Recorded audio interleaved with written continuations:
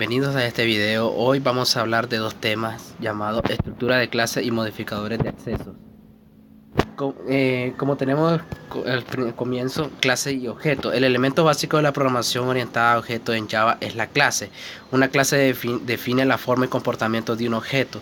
Para crear una clase solo se necesita un archivo fuente que contenga la palabra clave reservada, clase seguida de un identificador legal y un bloque delimitado por dos llaves para el cuerpo de la clase. Es class mi punto entre dos llaves. Un archivo de Java debe tener el mismo nombre de la clase que contiene y se le suele asignar la extensión Java. Por ejemplo, la clase mi punto se guardaría en un fichero que se llama mi punto.java.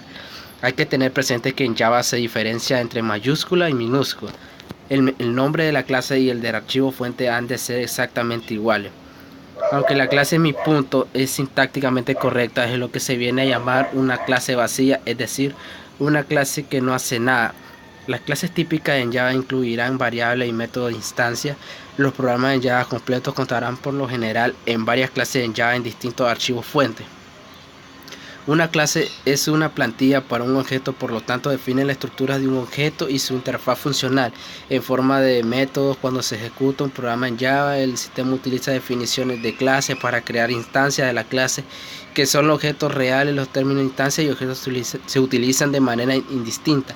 La forma general de una definición de clase es: aquí tenemos un ejemplo de un código que es class, nombre de clase, tipo de variable, nombre de atributo 1, tipo de variable, nombre de atributo 2, tipo devuelto, nombre de método, entre paréntesis lista de parámetros.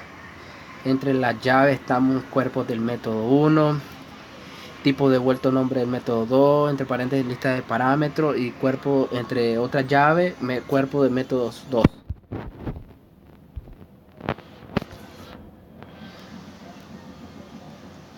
Los tipos de variable y tipo devuelto han de ser simple Java o nombre de otras clases ya definidas. Tanto nombre de clase como el nombre de atributo y nombre de método han de ser identificadores Java válidos.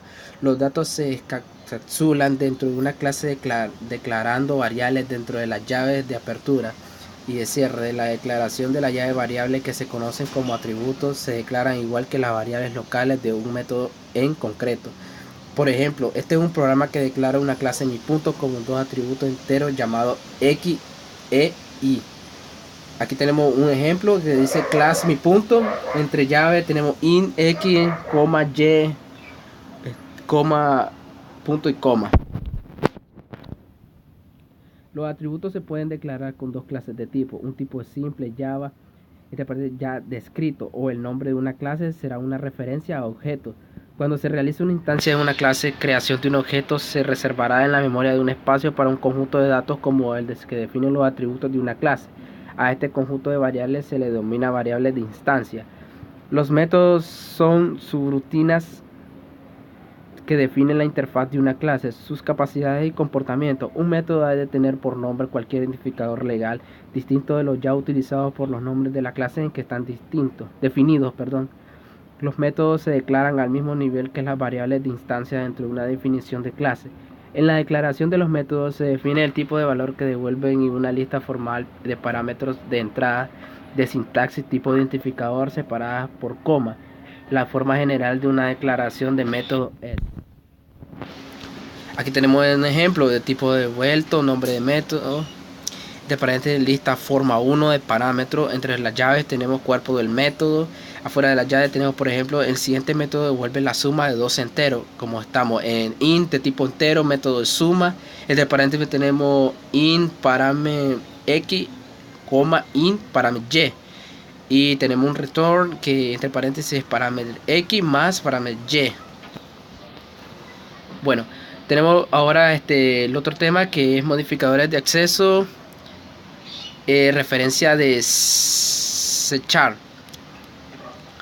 Los modificadores de acceso son palabras claves que se usan para especificar la accesibilidad declarada de un miembro o un tipo. En esta sección se representan los cuatro modificadores de acceso, como tenemos ahorita, como public, protected, internal, private.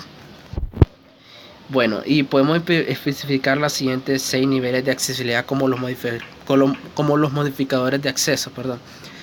Tenemos public, que el acceso no está restringido; protect, el acceso está limitado a la clase contenedora o a los tipos derivados de la clase contenedora; internal, el acceso está limitado al ensamblado actual; protect internal, el acceso está limitado al ensamblado actual o a los tipos derivados de la clase contenedora; private, el acceso está limitado al tipo contenedor; private protects, el acceso está limitado a la clase contenedora o a los tipos derivados de la clase contenedora que hay en la asamblea actual. En esta sección también se representan los siguientes niveles de accesibilidad. Usar los 4 modificadores de acceso para declarar 6 niveles de accesibilidad. Segundo, dominio de accesibilidad. Especificar en qué sección del programa se puede hacer referencia a dicho miembro. 3. Restricciones en el uso de los niveles de accesibilidad. Un resumen de la restricción sobre usar niveles de accesibilidad declarados. El static. El uso de modificador static sería, por ejemplo, crear un contenedor de los objetos de la clase que se ha creado, incrementando la variable estática en el constructor. Tenemos un ejemplo como class usuario entre llave, tenemos static int usuario entre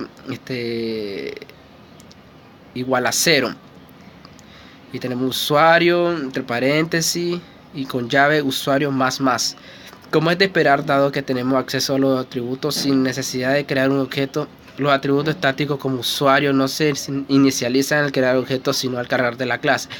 Podremos acceder en estos métodos de atributos bien desde la propia clase. Bueno, aquí está otro ejemplo que es public class, que es ejemplo public static void main, entre paréntesis tenemos un string con 2 corchetes, un ars, y tenemos entre la llave usuario Raúl con un nuevo usuario Juan con otro nuevo usuario, y tenemos system out print, que entre paréntesis dice hay más usuario punto usuario más usuario, o bien desde una instancia cualquiera de la clase. Tenemos otro que es un public class ejemplo, que es lo mismo que estaba hablando al comienzo, que dice otro uso sería el de crear una recopilación de métodos o atributos relacionados a los que pueden acceder sin necesidad de crear un objeto asociado, que podría no tener sentido o no ser conveniente, como es el caso de la clase mat. Tenemos el string. El string es un modificador de lo esotérico, muy poco utilizado y conocido, cuyo nombre procede del extractive float point o punto flotante estricto.